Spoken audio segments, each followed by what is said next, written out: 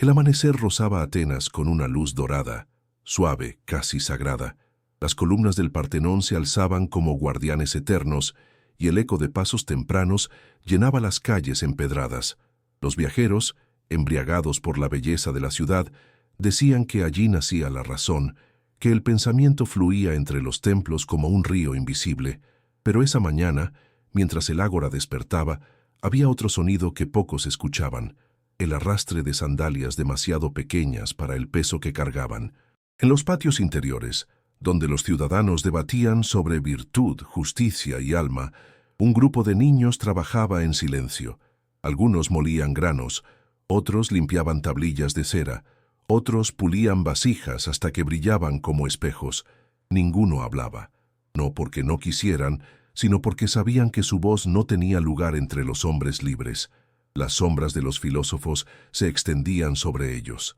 Hombres que discutían sobre la esencia del bien, sobre el orden del cosmos, sobre la libertad del ciudadano, y, sin querer verlo, sostenían su vida entera sobre manos infantiles que no conocían la libertad.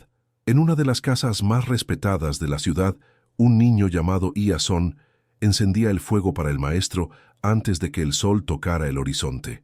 Sus ojos, grandes y cansados, reflejaban las palabras que escuchaba a diario sin comprender del todo: alma, virtud, destino, verdad. Palabras que brillaban en los labios de los sabios, pero que para él solo significaban obedecer y permanecer invisible. El viento del Ática soplaba entre los olivos, llevando consigo una promesa antigua: que algún día, incluso las historias más ocultas saldrían a la luz. Si estas verdades enterradas tocan tu espíritu, suscríbete y acompáñanos a desenterrar lo que la historia quiso olvidar, porque detrás de cada idea inmortal siempre hubo vidas que nadie escribió. Atenas, siglo V a.C. La llaman la cuna de la democracia, el hogar de la razón, el faro que iluminó a Occidente. Pero la verdad histórica, la que vive detrás de los mármoles y las estatuas, es mucho más compleja. La libertad que los ciudadanos proclamaban con orgullo no pertenecía a todos, solo a unos pocos. El resto sostenía el esplendor en silencio. En aquella época, casi un tercio de la población ateniense era esclava. No eran solo extranjeros capturados en guerras, muchos eran niños nacidos en hogares que los consideraban simples posesiones. Sus nombres rara vez quedaron registrados, su existencia apenas mencionada en líneas marginales de crónicas y discursos. Los filósofos caminaban por el ágora enseñando que el alma buscaba la virtud. Pero muy pocos mencionaban que para llegar allí, otro niño había limpiado sus sandalias, preparado su tinta, encendido su lámpara y barrido el polvo del suelo donde ellos hablaban de justicia. En las casas de los sabios, la educación era un privilegio reservado para los hijos de ciudadanos. Los niños esclavos, en cambio, aprendían otra cosa: a escuchar sin preguntar, a obedecer sin pensar, a moverse sin ser vistos. Eran parte del mobiliario humano, piezas de un engranaje que la historia celebró sin detenerse a mirar quién lo hacía girar. Los documentos antiguos hablan de ellos con frialdad: paidiskoi, niños servidores, una categoría social creada para justificar la desigualdad. Eran entregados como regalos diplomáticos, vendidos como objetos en el mercado, entrenados para acompañar a sus amos desde la infancia hasta la muerte. Y aún así, en los discursos filosóficos se hablaba del alma universal, de la igualdad de los hombres ante la razón, una contradicción que la historia aprendió a maquillar con belleza. Atenas brillaba por fuera, pero su luz estaba construida sobre sombras que nadie quiso mirar. El conflicto no comenzó con un grito, ni con una rebelión, comenzó con una mirada. Una mañana, mientras el maestro hablaba sobre la naturaleza de la justicia frente a sus discípulos, un niño esclavo, Iasón, sostenía una tablilla cubierta de notas. No entendía todas las palabras, pero entendía algo. El maestro decía que todos los hombres buscaban la libertad, y sin saber por qué, esas palabras encendieron una chispa en su pecho. El maestro continuó su lección. La libertad, decía, es el bien más alto del ciudadano. Los jóvenes asentían, anotaban, debatían, y detrás de ellos, invisible, Iasón repetía en silencio aquella frase. Ese mismo día, otro niño llamado Nicón fue castigado por derramar agua en el patio. No fue un castigo brutal, pero sí humillante. Lo obligaron a permanecer de rodillas mientras los discípulos lo rodeaban sin mirarlo. Para ellos era un incidente menor. Para Iasón fue una revelación. La justicia de la que hablaban no lo incluía. No era casualidad. En las casas de Atenas, los niños esclavos escuchaban conceptos que jamás podrían vivir. Mientras los filósofos discutían sobre la igualdad del alma, ellos descubrían que había almas que no contaban. Esa contradicción empezó a crecer como una grieta silenciosa. Algunos maestros incómodos desviaban la mirada cuando los niños servían vino durante las lecciones. Otros justificaban la esclavitud con argumentos racionales. No todos pueden gobernarse a sí mismos. Algunos nacen para servir. Palabras que pesaban como cadenas. Pero lo que realmente despertó el conflicto fue un rumor que comenzó a circular entre los propios niños, que uno de ellos, un muchacho mayor, llamado Dorieo, había aprendido a leer en secreto observando las tablillas del maestro, y que una noche había preguntado en voz baja, si el alma busca la verdad, ¿por qué la nuestra debe vivir en silencio?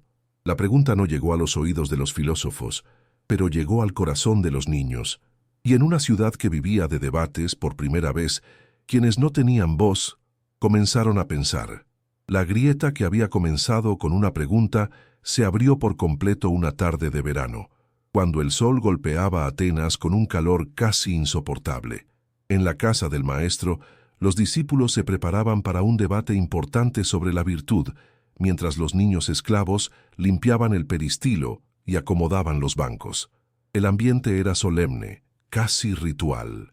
Hasta que un accidente, pequeño, insignificante, pero simbólico, hizo caer todas las máscaras. Nicón, el niño castigado días antes, tropezó mientras llevaba una jarra de agua hacia el maestro. La jarra cayó y se rompió en 1000 fragmentos que explotaron contra el mármol. El sonido resonó como un trueno. Los discípulos se levantaron alarmados. El maestro lo miró en silencio. Un silencio pesado que todos entendieron como sentencia. Nicón se arrodilló inmediatamente, temblando, con la cabeza baja. Para él, aquel error podía significar un castigo severo, incluso ser vendido a otra casa. Pero ese día, algo cambió.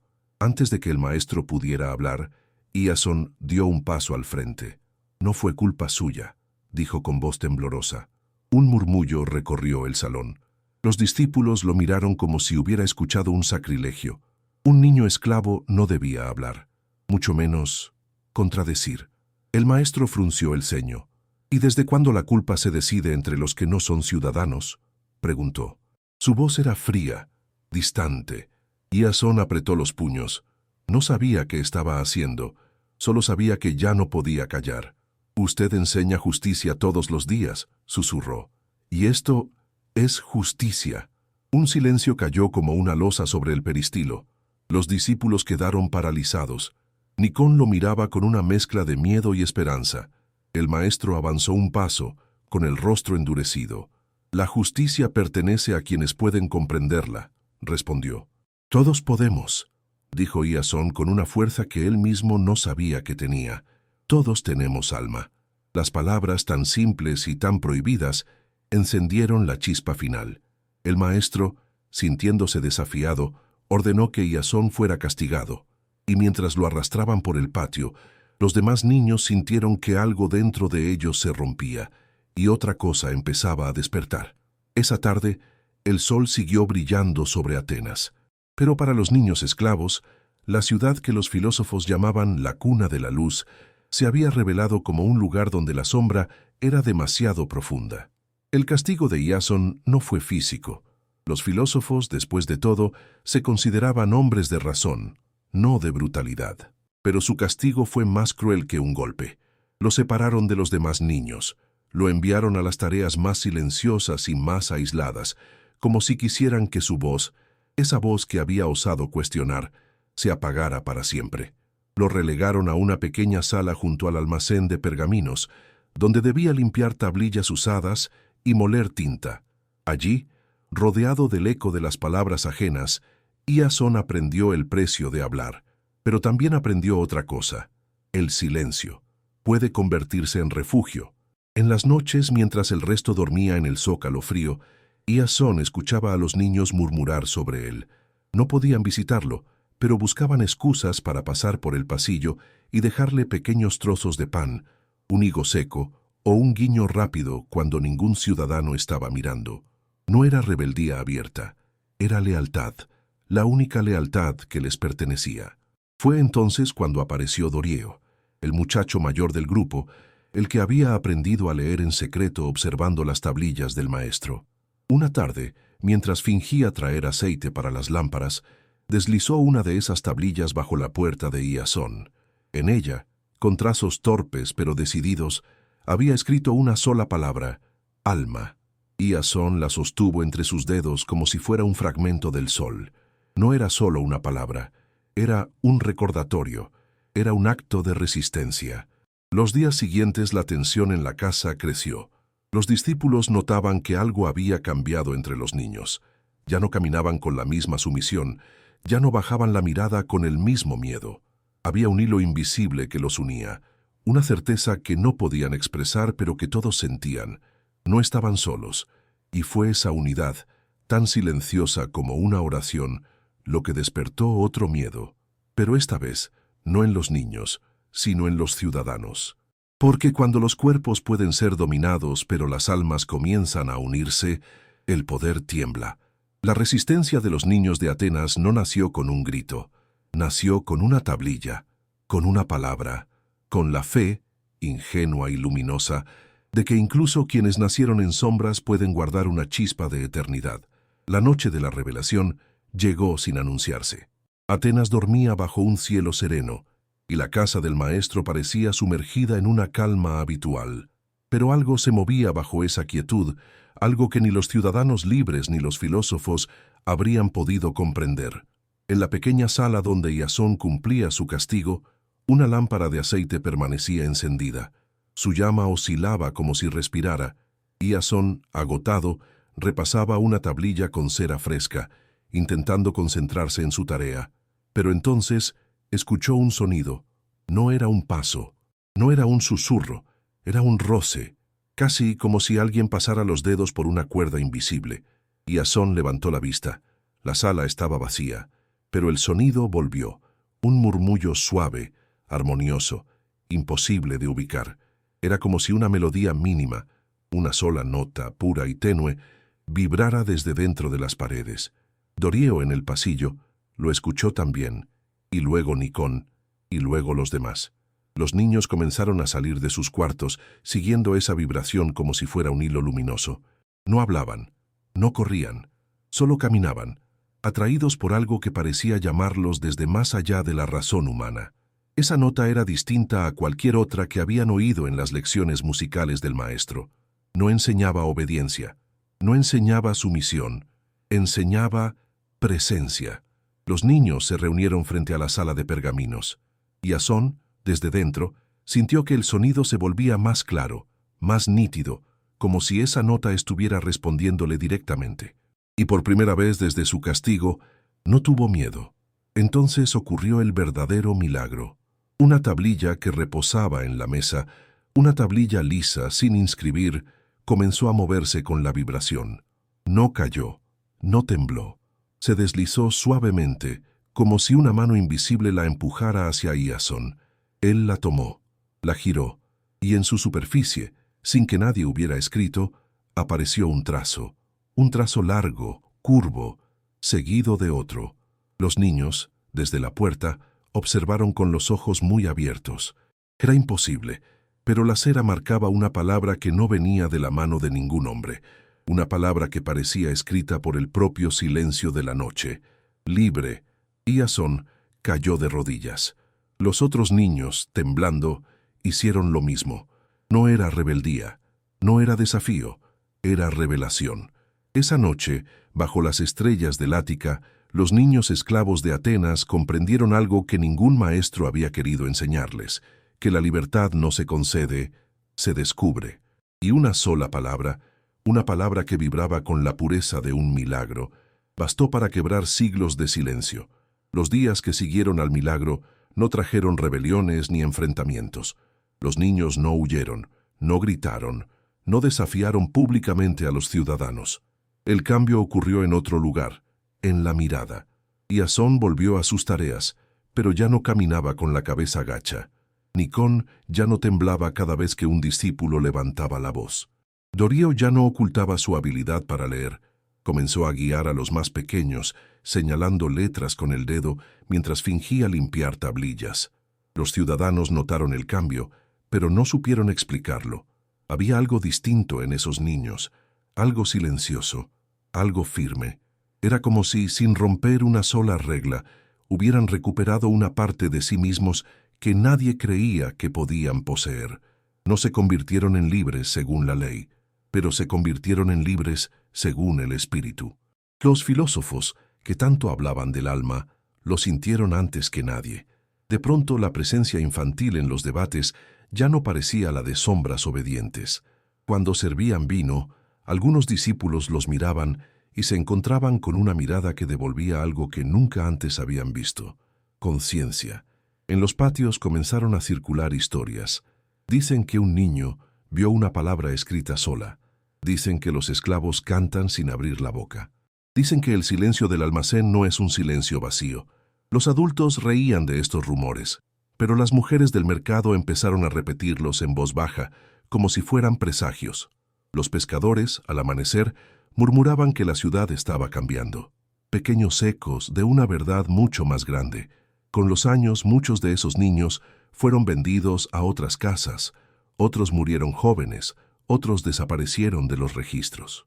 Pero en cada uno de ellos, según lo dijeron más tarde sus propios hijos, quedó una huella invisible, un brillo distinto en la mirada, una fuerza interior que no había sido enseñada por ningún ciudadano libre.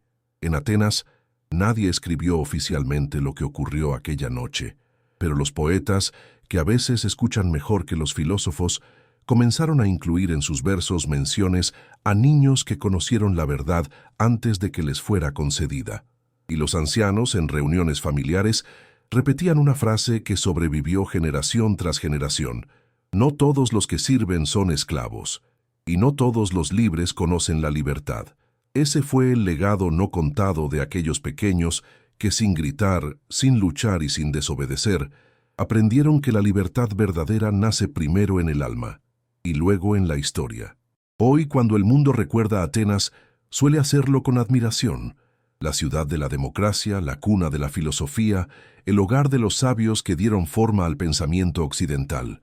Pero entre sus columnas blancas aún persiste un eco silencioso, un recordatorio de aquello que la historia prefirió no contar, porque detrás de cada idea inmortal hubo vidas que nadie escribió. Los niños esclavos que sirvieron a los filósofos no dejaron tratados, ni discursos, ni leyes. Pero dejaron otra cosa: una pregunta eterna, una pregunta que aún hoy atraviesa el tiempo como una luz tenue. ¿De qué sirve hablar de libertad si ignoramos a quienes nunca la tuvieron? El maestro enseñaba que el alma busca la verdad. Los niños, en cambio, demostraron que el alma también busca la dignidad, y que incluso en el silencio más profundo, aquel silencio obligado, doloroso, puede surgir una fuerza que ningún poder humano puede extinguir. Quizás la palabra que apareció en aquella tablilla perdida nunca fue escrita por una mano divina. Quizás fue el eco de un deseo humano tan intenso que se manifestó de un modo inexplicable. O quizás, como dijeron algunos ancianos siglos después, el cielo escribe donde los hombres se niegan a mirar. Si esta historia ha tocado tu espíritu, compártela para que no muera en el silencio. Porque la memoria, la verdadera, no es un homenaje al pasado, sino una advertencia al presente. Que Atenas, la ciudad que habló tanto sobre la libertad, nos recuerde algo esencial. Las sombras también tienen voz, y cuando una sola alma descubre que nació para ser libre, el mundo nunca vuelve a ser el mismo.